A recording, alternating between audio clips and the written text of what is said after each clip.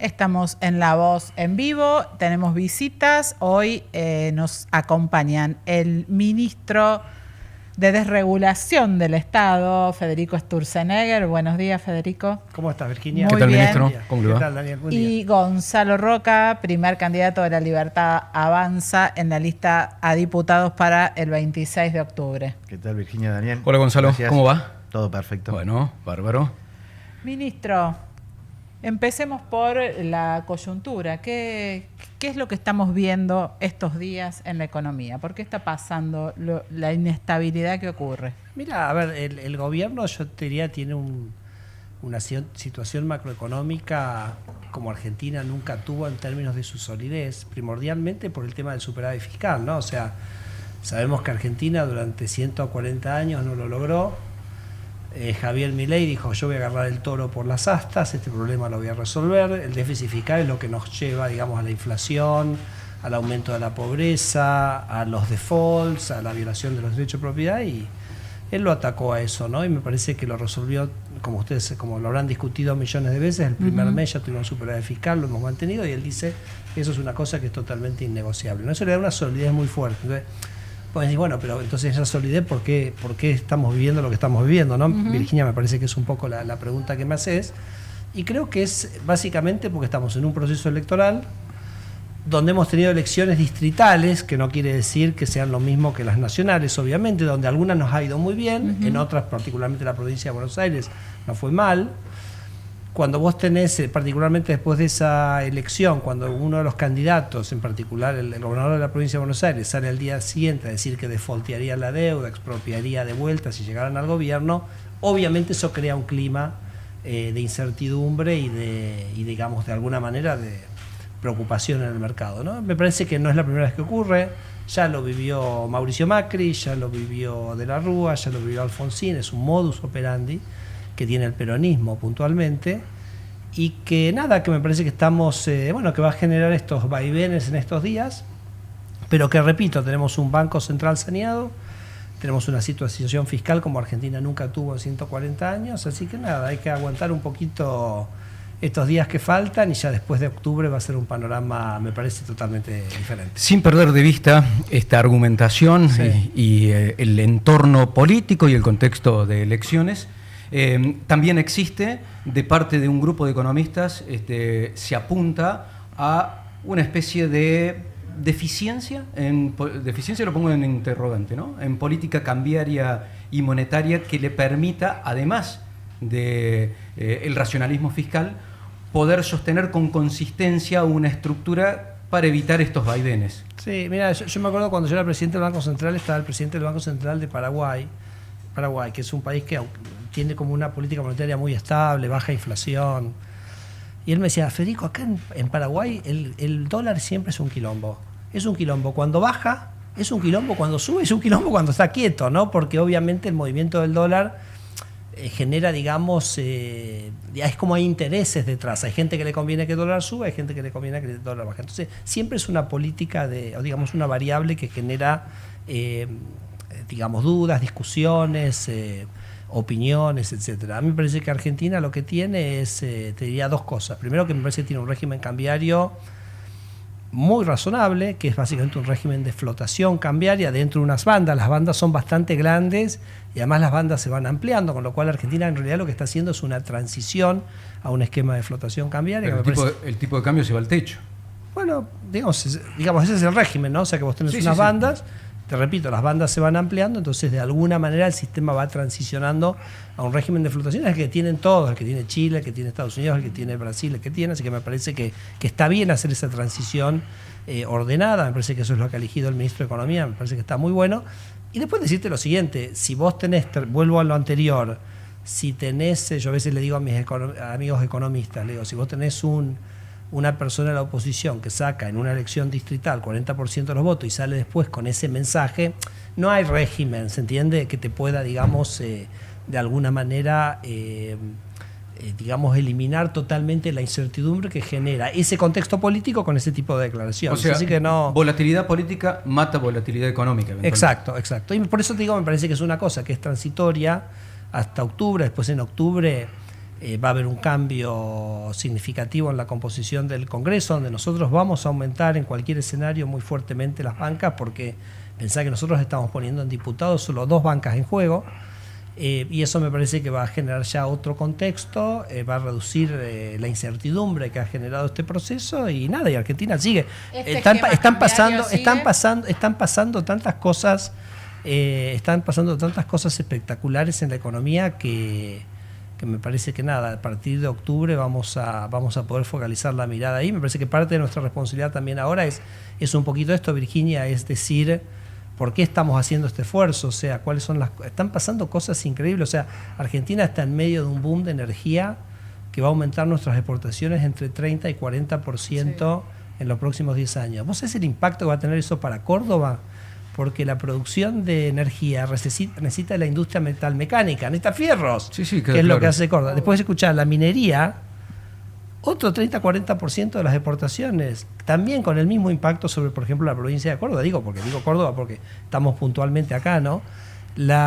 Te cuento otra cosa, el boom de para salir un poquito de la coyuntura, porque la verdad que ya está, o sea, la coyuntura es la que es, ¿no? Entonces, a ahondar también en las transformaciones. Pero te digo esto, fíjate esto, por ejemplo, la energía, el boom de energía, que vamos a tener mucha energía barata en Vaca Muerta, el gas, a diferencia del petróleo, es una energía que es difícil de transportar, o no es tan fácil de transportar. Eso quiere decir que donde vos producís la energía pasa a ser mucho más barata que, por ejemplo, si la tenés que llevar a Alemania. Entonces el gas va a valer $2, el millón de BTU, no importa, es la unidad que tiene el gas. En Neuquén, y el mismo gas puesto en Alemania va a valer $8. Entonces alguien en Alemania va a decir, ¿y yo por qué produzco acá pagando $8? Suponete algo que usa bastante la energía, no me voy a Neuquén, o me voy a Río Negro, o me voy al sur de la provincia de Buenos Aires, y produzco ahí con el gas A2, ¿no? Entonces yo creo que ese boom de la energía va a traer a caballo una reindustrialización de Argentina, que te comento pasó en Estados Unidos también, porque Estados Unidos tuvo un boom de energía parecido en Texas, con unas estructuras geológicas parecidas a las que tiene Argentina, y un proceso de desindustrialización que venía teniendo la economía norteamericana se revirtió después de eso. Así que me parece que tenemos que poner un poco la mirada en eso, pero con un mensaje, que esas cosas van a ocurrir solo si Argentina mantiene el equilibrio fiscal, si mantiene su orden macroeconómico, si tiene un tipo de cambio flotante. Así condición necesaria, pero no del todo suficiente. Digo, el norte que usted menciona, estamos todos de acuerdo. Obvio. El tema es, ¿cómo es el puente que vamos a construir para llegar hasta ahí? ¿Cuáles son las piezas para ese puente? ¿Es una sola?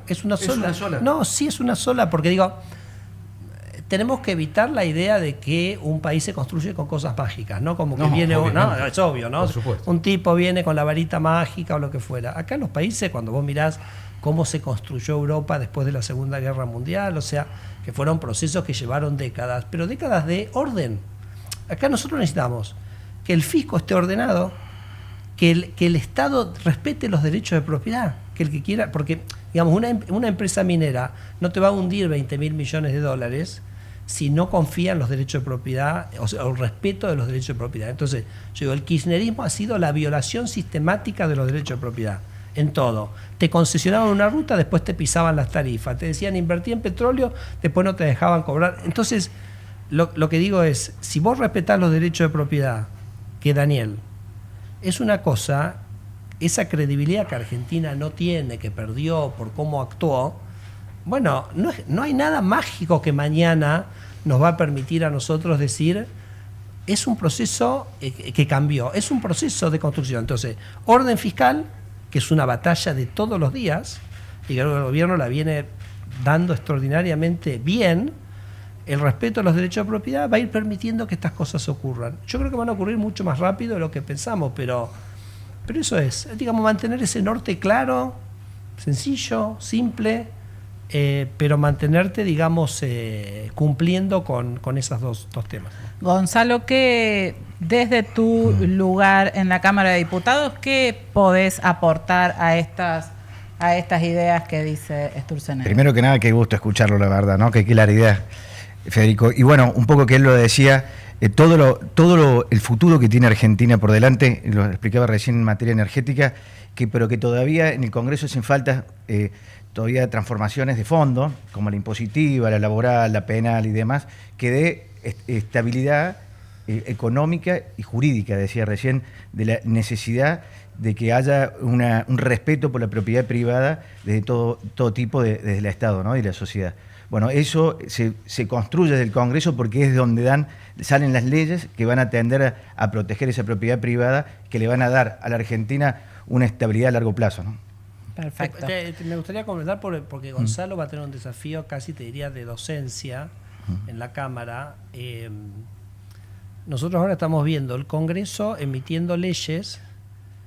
No, bueno, y en una democracia muy vibrante que estamos teniendo, porque te acordás que nosotros cuando estaba el kirchnerismo decíamos el Congreso es una escribanía y nos parecía que eso era pésimo, etcétera. Bueno, ahora no es una escribanía, ¿no? No, entonces, no es una escribanía, pero después las leyes no se aplican. Entonces, bueno, pero yo digo, entonces el Congreso, imagínate, saca leyes que no tienen financiamiento, ¿no? Y yo creo que eso entonces nosotros tenemos ahí una cosa importante para transmitir, que es porque nosotros en nuestras casas, ¿no? En nuestra economía familiar, nosotros sabemos que si gastamos algo, de algún lado la guita tiene que salir. Para el Estado lo mismo. Entonces me parece que es una gran irresponsabilidad y una gran hipocresía hacer una ley donde vos decís, yo quiero gastar esto y no te digo, y arreglate de dónde sacas la guita, o sea, hacete cargo vos de dónde sacas la guita. Porque muchas veces, como vos sabés que los impuestos los define el Congreso, es propio Congreso el que puede hacer, el gobierno no puede inventar. Porque si vos no le das una alternativa, le estás diciendo al Congreso emitir dinero, que es cobrar un impuesto a los pobres, ¿no? Entonces, en este sentido, yo conozco perfectamente Schiaretti y me parece que es una buena manera de ilustrarlo. Él está haciendo como ciertas propuestas. El otro día lo decía acá mismo en Córdoba, en el lanzamiento de la campaña Javier Milei. Nosotros hicimos un cuadrito de las cosas que miramos un poco las propuestas de Schiaretti, que sabemos es una persona muy conocida. Yo fui colega de él en la Cámara de Diputados, etcétera, ¿no? Así que le tengo mucho aprecio y creo que es una persona seria. Pero me parece que acá no está haciendo algo que no está bueno, porque pues decís, mira, vamos a gastar en esto, vamos a gastar en aquello, vamos a bajar este impuesto. Bueno, cuando nosotros hicimos la cuenta de todo lo que él decía, eran 7 puntos del PIB, ¿no? Tengo la tablita, después la podemos compartir. Y hay una cuenta para mí muy fácil para hacer, es que cada punto, si vos querés recaudar un punto del PBI, lo podés hacer subiendo el IVA 3 puntos. Uh-huh. Sí, lo dijo el presidente. Lo dijo el presidente. Que debería subir 42%. 42%, ¿no? Entonces digo... El ex-gobernador dijo que era una mentira descarada. Bueno, no sé, pero no sé, o sea, es un Ministro, número. Es un número. Y ahora, por ejemplo... Pero lo que quiero decir es, me parece que es más honesto en un debate que el Congreso diga, y eso es un parte de lo que a Gonzalo le toca a docencia, decir, mira, nosotros queremos gastar en esto. Bueno, el Congreso puede decir en qué gastar, pero tiene que decir de dónde viene el dinero. Entonces, bueno, vamos a gastar en esto y vamos a subir el IVA tanto, o vamos a hacer otra cosa. Y la sociedad lo va a poder evaluar mucho mejor, me parece. Lo que se dejó de recaudar, porque ya se notó el impacto en la recaudación de septiembre con la baja de retenciones de 3 días. Esos 1.200 millones de dólares aproximadamente no tienen tampoco un respaldo. No, te digo cómo lo digo. Sí, te digo cómo lo mismo. Nosotros, ¿cuál es la idea de Javier? Javier dice, porque vos en realidad el equilibrio fiscal lo podés lograr subiendo impuestos o bajando el gasto. Claro. ¿Correcto? Entonces Javier dice, no, yo quiero que el equilibrio fiscal se haga bajando el gasto. Y nosotros venimos trabajando sistemáticamente, mes a mes, día a día, con una reducción del gasto del sector público. Porque además, te voy a decir otra cosa, en nuestra Constitución, las funciones esenciales del Estado están en los gobiernos provinciales. No está en el gobierno nacional. O sea, el gobierno provincial hace educación, hace salud, hace justicia, hace seguridad. Entonces el gobierno nacional tiene que hacer defensa nacional, relaciones internacionales, marco normativo, macro estable, punto. Poco gasto. Poco gasto. Entonces nosotros pensamos que el Estado nacional tiene que ser muy chico. A medida que nosotros achicamos el gasto público, eso a nosotros nos ha permitido ir bajando impuestos. Vos fíjate, el gasto público ya cayó 5 puntos del PIB. 5 o 6 puntos del PIB. Y bajamos impuestos 5 o 6 puntos del PIB. ¿Dónde están los 5 o 6 puntos? Bueno, ¿cuál es el impuesto más importante que bajamos? Grosso. Impuesto país. No, uno más grande todavía. Lo escucho. Inflación. Evidente, la inflación, porque antes eso ese gasto financiaba con emisión monetaria. Y la inflación es un impuesto que pagan los pobres. Eso fue más o menos 3 puntos del PIB. Entonces vos ahí le hiciste una transferencia de ingresos de 3 puntos del PIB a los segmentos más desfavorecidos de la sociedad. Por eso la pobreza baja a 12 millones de personas. Ponemos por arriba la línea de pobreza 12 millones de personas. Que no quiere decir que esas personas estén en Suiza. No, simplemente quiere decir que mejoraron un poco. Entonces, pero vos tenías un impuesto, un impuesto ilegal, súper regresivo, que le pagaba a los... Bueno, entonces, 3 puntos. El impuesto país que vos mencionaste, retenciones que hemos bajado, aranceles que hemos bajado, bienes personales que lo hemos bajado para que el capital de los argentinos que está afuera retorne, internos hemos bajado, etcétera. Entonces, nosotros todos los impuestos hemos bajado. Entonces, este proceso de baja de retenciones, que ya lo hemos hecho para los productos regionales, ya están en cero. Sí, sí. Para los productos industriales, ya están en cero. Para los productos centrales de la pampa húmeda los hemos ido bajando. En este caso se ha hecho esta baja, pero es parte de ese proceso que en la medida que nosotros seamos exitosos en la baja del gasto, téngase la certeza que nosotros lo vamos a usar para bajar impuestos. A diferencia de, yo te decía, el kirchnerismo, que cada vez que tenía más recursos decía, uy, che, tenemos más recursos, a ver, ¿en qué gastamos? A ver, busquen algo para gastar, creen una secretaría, creen un ministerio, creamos un corrito acá, un currito allá. Entonces, yo creo que el proceso de baja de impuestos es un proceso que continúa en Argentina, que el presidente lo tiene totalmente... ¿Continúa por dónde? ¿Por qué impuestos? Bueno, es la pregunta. Es la pregunta. Mira, yo te lo voy a contestar. Vos sabés que yo vengo de la vida académica, sí, ¿no? O sea, era profesor universitario. Entonces, a veces a mí me gusta plantear las cosas como si fuera un debate académico y a veces la gente se confunde, ¿no? Porque a veces piensa que soy como un poco agresivo o algo, pero no, es simplemente el debate. Porque yo digo... una vez lo planteé esto con alguien de la rural y se enojó. Por eso hago la advertencia, ¿ok? Yo lo que digo, hay un montón de impuestos. Suponete que vos bajás el gasto y entonces podemos bajar impuestos. O suponete que la economía crece. La economía hoy está creciendo un 6% interanual. Más o menos cada 5 puntos que crece la economía tenés 1,5 puntos del PBI de recaudación adicional por crecimiento. Eso es lo que yo te decía. Cuando pasaba eso, el kirchnerismo decía, uy, gastemos 1,5 puntos más. Javier dice, no, el gasto va para abajo. Entonces, 1,5 puntos del PBI para bajar impuestos. Entonces, tenés las retenciones, es una posibilidad. Si vos hablas, por ejemplo, por el campo, te va a decir las retenciones, ¿no? Mucha gente te va a decir las retenciones. Después tenés el impuesto a los créditos y débitos bancarios. Por ejemplo, si hablas con las pymes... El impuesto al cheque. Sí, el impuesto al cheque, con las empresas o el sector financiero, te van a decir, ese hay que bajar. O, por ejemplo, para mí un impuesto... Si me preguntaras a mí, por ejemplo, te diría los aranceles a los bienes de capital, porque me parece que cobrar un impuesto a la importación de la maquinaria, de la cosa con la que laburamos y que nos permite ser más productivos, me parece que es lo primero que bajaría. O los impuestos al trabajo. ¿Por qué no bajar los impuestos al trabajo? Por ejemplo, las contribuciones que tiene esa gente, que inmediatamente le aumentaría el salario real, generaría un incentivo a formalizar a la gente, porque la verdad que la gente, porque tenemos la mitad. Sí, está la claro. fuerza. Entonces, lo que te digo, Daniel, es que me parece que hay un debate, que es un debate interesantísimo. Me parece que lo que es importante es que el gobierno está haciendo las cosas para que podamos tener ese debate. Después, Ministro, si es retenciones, si es impuesto al trabajo, si es cheque, me parece que es una discusión que tendremos que tener, digamos, en conjunto, y también en la discusión presupuestaria, ¿no? El presidente ayer dijo que la prioridad después de octubre era la reforma impositiva y dijo en segundo lugar la laboral. Claro. Esta reforma impositiva, recién señaló usted, la nación prácticamente no presta servicio, lo prestan las provincias. Hay también una demanda de las provincias. El gobierno, cada vez que se discute el tema, los manda a los gobernadores a bajar ingresos brutos y las provincias dicen con qué atendemos los servicios y bajamos ingresos brutos. ¿Qué está dispuesto el gobierno a poner en discusión con las provincias?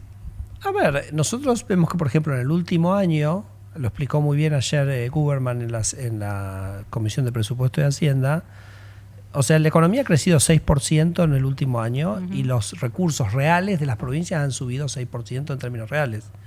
Y sin embargo, las provincias siempre parecen estar pidiéndole más plata al gobierno, ¿no? En cambio, el gobierno bajó los impuestos porque bajó su gasto. Nosotros pensamos que el margen para adecuar y racionalizar y eficientizar los gastos en las provincias y en los municipios es gigantesco, probablemente incluso más grande que el que había en la nación, ¿no? Y de hecho el presidente nos ha dicho, miren, nos ha dicho al gabinete, ¿no?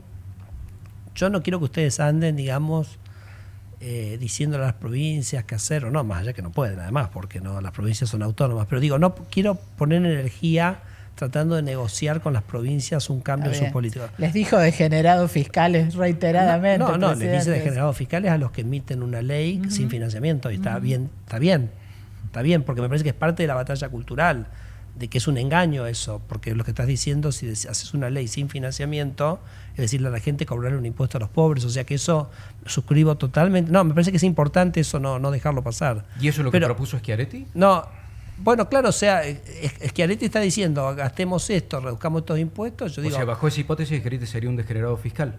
Bueno, me querés llevar al Estoy conflicto. haciendo un silogismo, hago un silogismo propio. Hagan silogismo, pero sí. Sí, te digo que sí, porque me parece y por eso me parece que es importante que seamos serios en esa discusión. Esto es una parte importante de la batalla fiscal. Ya sé que después me vas a sacar ese título, etcétera, pero yo no hago los títulos. En absoluto. Pero escucha, pero igual no hay problema. Pero volviendo para terminar de contestar tu pregunta, Virginia, nosotros, y te quería decir esto, nuestra propuesta, lo que dice Javier es nuestra propuesta respecto a lo que tiene que ocurrir en las provincias en términos de sus gastos, se va a resolver en las pujas por las gobernaciones en el 2027. Y nuestros candidatos, ellos van a tener, digamos, la línea nuestra va a ser, mirá, nosotros venimos, así como el gobierno racionalizó su gasto, sin afectar los servicios que hace el gobierno nacional, nosotros encontramos ministerios paralelos, encontramos duplicaciones de funciones, cosas que además duplicaban funciones dentro del propio gobierno nacional o que duplicaban funciones con los gobiernos provinciales, trámites inútiles, programas que no servían para nada, programas que alimentaban a la casta. Entonces, eso venimos nosotros a sacar todo en el 2027 también en las provincias, pero ¿con qué objetivo? De bajar los impuestos. Y te digo una cosa, hay provincias, en el caso de las provincias, hay casos bastante interesantes, porque vos tenés provincias que, por ejemplo, tienen mucha de su plata, vienen de la copa, o sea, vienen del reparto. Entonces, vos imagínate que tenés una provincia que recibe solo el 10% de su recaudación de sus propios. Entonces, hay varias provincias en varias así. Entonces, fíjate esto, a ver si me siguen la lógica. Si esa provincia bajara 10% su gasto, podría llevar sus impuestos provinciales a cero. ¿Chan? Bueno, eso es lo que va a estar proponiendo nuestros candidatos en el 2027. Hoy el presidente nos dice, a nosotros nos votaron para que el gobierno nacional funcione, concéntrense, muchachos y muchachas, en eso. Gonzalo, ¿vos le vas a pedir a Yarzora que baje 10 puntos los gastos, por ejemplo? No, nosotros ahora estamos en una elección netamente nacional. Estamos, digamos, ahora lo que se está poniendo en discusión es ir adelante con estas transformaciones de fondo y tratar de no quedarnos a medio camino como pasó en el 19 y tratar de completar lo que decía recién Federico, ¿no? De darle previsibilidad al país, darle fuerza al presidente para tener mayor representación en el Congreso para llevar adelante todas estas reformas que hacen falta, ¿no? Y tan importantes como recién lo decía Federico. Hace 100 años que tomábamos las mismas decisiones y ahora se ha tomado un rumbo distinto, con un camino con esfuerzo, pero por el camino correcto, y tenemos que hacer que todo ese esfuerzo que están haciendo los argentinos, que estamos haciendo desde que emprendimos este nuevo rumbo, realmente valga la pena, para que podamos tener, digamos, un país mejor y después seguramente las provincias, en lo que es lo impositivo. Nosotros hace un año que todas las semanas recorremos el sector productivo de Córdoba y es unánime el reclamo que el ingreso bruto es el impuesto distorsivo por excelencia y el que no quieren que esté, ¿no? Entonces, seguramente en esa reforma tributaria las provincias también tendrán que hacer una introspección para adentro en sus gabinetes, en sus políticas tributarias para, como decía recién Federico, haciendo una pequeña reducción de gastos pueden incluso hasta eliminarse un impuesto provincial. Mirá lo importante que es, ¿no? Ministro, estamos a 3 semanas y 2 días de las elecciones. Está la situación de José Luis Espert, que genera enorme controversia en la provincia de Buenos Aires, principal candidato, principal distrito. ¿Qué tiene que hacer la Libertad Avanza con cómo se maneja esa situación tan incómoda? Yo no sé si lo que tiene que hacer la Libertad Avanza o lo que tiene que hacer Grabois. que es el que ha hecho la denuncia. O sea, tiene que ir a presentar la denuncia, o sea, porque un Excel... ¿No la presentó una judicialmente? Excel. Entonces, que presente, que demuestre lo que él dice, porque hasta ahora lo que hemos visto es un Excel. En la campaña anterior tuvimos el tema de los audios de Españolo, parece que se abrió el celular de Españolo, parece que no hay nada. Entonces nosotros ya estamos acostumbrados a que el kirchnerismo opera con esto, porque ellos un poco siempre lo que trata, vos cuando querés atacar a otro querés como cuestionar como la moralidad del otro. Es que es curioso que justamente ellos, ¿no? Tenemos la presidenta está presa por una causa llamada vialidad. Se robaron la guita de las rutas, probado por la justicia. Creo que ayer a Debido también lo condenaron a prisión, etcétera. Entonces, están todos, vudú, bueno. Entonces digo, ellos tienen ese modus operandi de tratar de afectar la moralidad y bueno, y hacen estas cosas. Entonces nosotros no vamos a entrar en ese juego de darle cabida a eso. Somos un grupo muy grande de gente que estamos trabajando, gente honesta, ni hablar el presidente, que es casi, yo te diría, una zeta. O sea, nunca yo he visto una persona tan desapegado a los temas materiales. Es una persona apasionada por la idea de la libertad, apasionado por su país. Entonces, no, la verdad que no quiero entrar en el juego de ellos, que demuestren la justicia lo que dice. Y hasta ahí, digamos, no tenemos nada nosotros que hacer, son ellos los que tienen que hacer, pero te repito, es simplemente un modus operandi que tienen ellos de ensuciar. Nosotros vamos a seguir trabajando y te repito, somos un grupo de gente muy sana, muy grande, que estamos trabajando, que hemos creo que hecho, la verdad que yo te diría, la mejor manera de erradicar la corrupción es tener un Estado más pequeño, porque el Estado siempre es, digamos, el vehículo para la corrupción.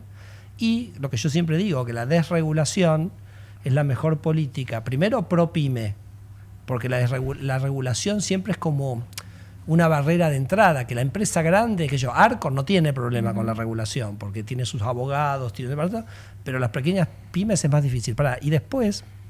No crea que no tiene problema, debe tener problemas. No, también se lo puede resolver. Sí, exacto. No, por eso, resolver. pero te quiero decir, para la pyme es como devastadora la regulación, es muy anti-pyme la regulación, y la regulación siempre es una oportunidad de corrupción, quiérase o no. Entonces la desregulación son las políticas más efectivas en la lucha contra la corrupción que tenemos. Un Estado pequeño... Mira, te voy a contar una historia.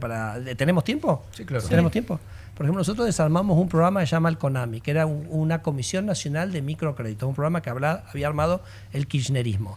Entonces la idea es... Bueno, porque viste que siempre la corrupción se esconde detrás de causas nobles, ¿no? Siempre, digamos, la fachada es... Sí, depende. Vengo a hacer el bien. Sí, bueno, de todo. Pero en muchos casos. Entonces, esto era un crédito para microempresarios, ¿ok?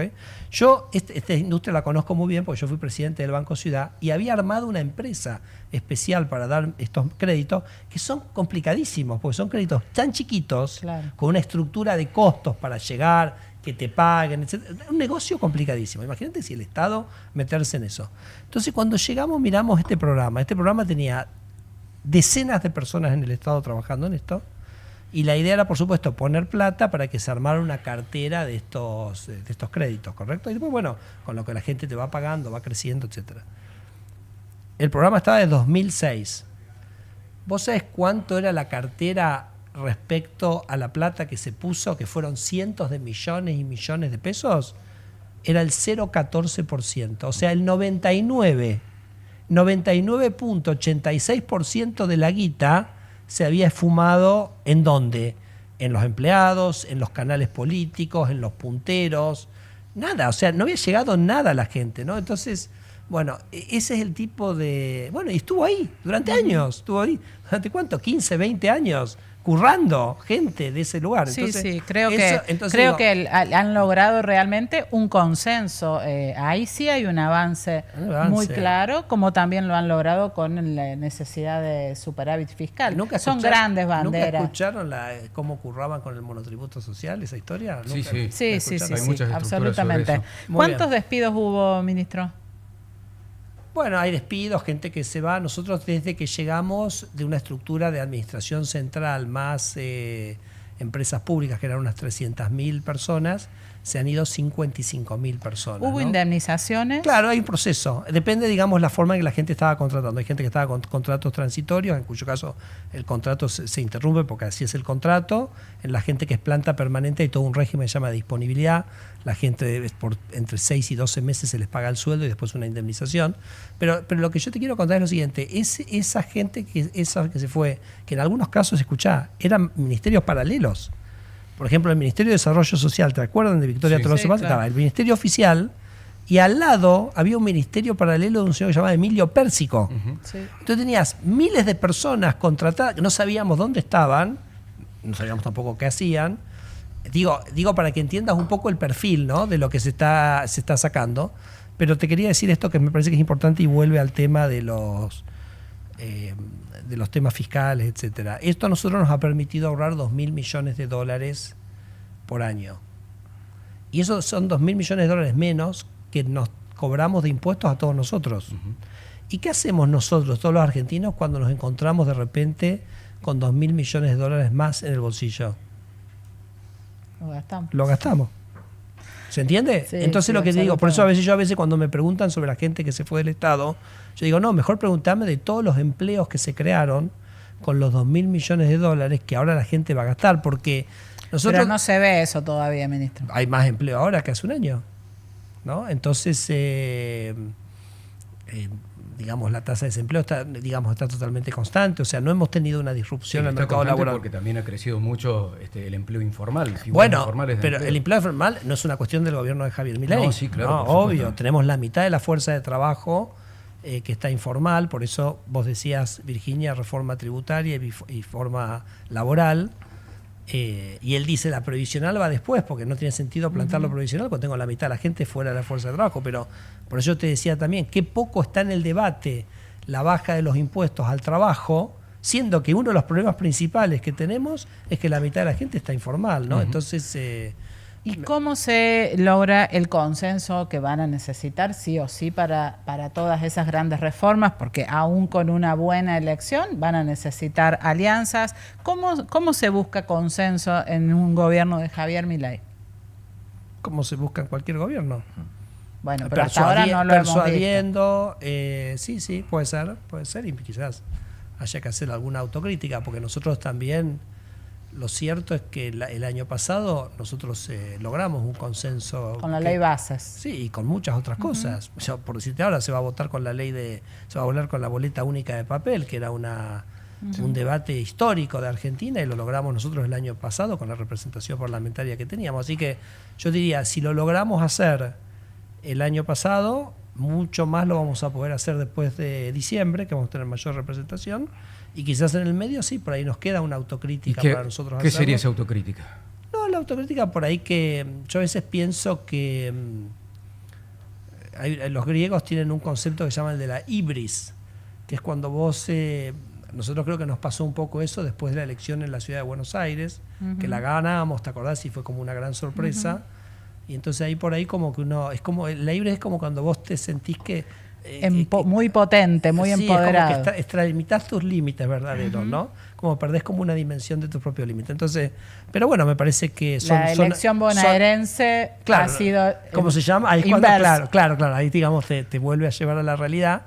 Y nada, bueno, son aprendizajes, ¿no? Ningún grupo humano es perfecto, ninguna persona es perfecta. Pero me parece que en este caso puntual, Virginia... Tenemos un presidente con una convicción formidable, un coraje increíble. Me parece que empujan a Argentina las ideas que la hicieron grande Argentina en su momento, la hicieron rica y próspera Argentina, y creo que la pueden volver a hacer próspera y rica. Bueno, y las democracias son así, sobre todo una democracia tan verdaderamente democrática y republicana como el que estamos viviendo ahora, ¿no? Porque, por ejemplo, este es un gobierno que no interfiere en absoluto con la justicia, o sea, que se respeta totalmente la independencia, por eso a veces me va, en la parte mía regulatoria, a veces me va mal, a veces me va bien. Es un gobierno donde no tiene mayoría en el Congreso y hay como llamémoslo un conflicto sano, ¿no? Entre los poderes, que me parece que de eso se trata el republicanismo. Entonces, Esos procesos son procesos que en el día a día parecen como complicados, engorrosos, con revolcones, con caídas, pero nada, la línea es clara y nosotros no la vamos a modificar. Y el consenso, con el 15% de la representación en el Congreso, se logró sacar la ley base, que es la ley de transformación legislativa más grande de la historia de Argentina. Bueno, eso es con consenso, ¿no? Entonces, hay una crítica persistente de Mauricio Macri, con quien usted ha integrado claro. el gobierno, un aliado permanente, por momentos con un poquito más de conflicto, pero su crítica permanente que le digo es de que falta gestión fina en el gobierno. Schiaretti también lo denomina como ajuste a los hachazos. ¿Usted comparte algo de eso, de que falta a nivel gestión, más allá del ajuste, hacer que las cosas funcionen dentro del Estado mejor? Te voy a contestar sí y no, pero no para escapar no para escapar la respuesta, sino porque creo que tiene como su temporalidad la cosa. Por ejemplo, Mauricio empezó con ese tema principio al gobierno y a mí me pareció que eso no era correcto, porque no era el momento. No, que no era correcto, no que no era el momento, no era correcto, porque yo, por ejemplo, en ese momento que dije, a ver, lograste un superávit fiscal en un mes, eso es gestión. Él estuvo todo un mandato, claro. Entonces digo, bueno, eso es gestión. O por ejemplo, el alineamiento internacional que tuvo Argentina fue clarísimo, entonces eso me parece, estamos viendo algunos de los beneficios ahora, entonces eso es gestión. Tanto las dos ministros, Betovelo y Bullrich, eliminaron los piquetes de Argentina y pasó de un mes a otro. No sé, a mí me parece que eso es gestión. Sí, absolutamente. La agenda nuestra que tuvimos con el DNU 70, la agenda de la ley bases, las reformas electorales, eso para mí es gestión. Entonces yo digo, a mí me parece que Javier demostró, digamos, la capacidad de hacer mucho más que lo que nadie se hubiera imaginado. Me parece que mostró un grupo técnicamente capaz de llevar adelante esas reformas. Bueno, eso, digamos, lo que te diría cuando te dije la parte de no. Sí. ¿En qué te digo que sí ahora? Y yo te digo que ahora que sí, me parece que ahora tenemos unos pendings, o sea, tenemos algunas cosas que me parece que ahora sí, yo te diría, nos han llevado un poquito más de tiempo que lo que nos hubiera gustado. Por ejemplo, ¿cuál? Las concesiones de las rutas, porque pues yo digo, nosotros decimos, no va a haber obra pública, perfecto, porque era una corrupción, etcétera, pero entonces si las rutas las van a hacer el sector privado, bueno, me parece que llegó el momento de darle a la sociedad una respuesta con eso. Quiero decirte que está el proceso totalmente en marcha, que nosotros ya en los próximos meses vamos a tener todos los corredores viales, vamos a tener el primero adjudicado en unas semanas y vamos a tener el resto lanzado. O sea, esto antes de fin de año tiene que estar absolutamente encaminado, de la misma manera que también ya va a estar encaminado con sorpresas extraordinarias lo de trenes, ¿no? O sea, nosotros antes de fin de año vamos a estar licitando el Belgrano Cargas, con una combinación extraordinaria que por primera vez en mucho tiempo están los actores que quieren poner esos trenes en marcha, que son las empresas mineras y las empresas agropecuarias. Entonces creo que eso va a ser un éxito muy grande. En un año, nosotros, de acá a un año, si nos volviéramos a juntar, por ahí anotarlo, Daniel, y por ahí podemos hacer por Zoom o lo que fuera. Que sí. Pero te voy a decir que la estructura de trenes, que es un reclamo que tiene la sociedad argentina, para cargas, ¿no? Porque lo que tiene sentido en Argentina, el transporte en trenes es en carga, pero que hace 60 años es algo abandonado. En un año vas a tener un boom de inversión privada en esos sectores que va a ser extraordinario. Lo mismo que se va a licitar dentro del próximo año el tren que va de Buenos Aires a Vaca Muerta. Entonces me parece que bueno, ahí sí llegó el momento se nos acabó el tiempo. Tenemos que demostrar que esas transformaciones van a ocurrir muy, muy pronto. Ministro, antes de cerrar, cuando le preguntamos sobre la situación de Expert y que usted respondió, es en la justicia donde se da la respuesta. No, es que no digo que o Grabois que tiene que demostrar. Tiene que demostrar. ¿Usted pone las manos en el fuego por Expert?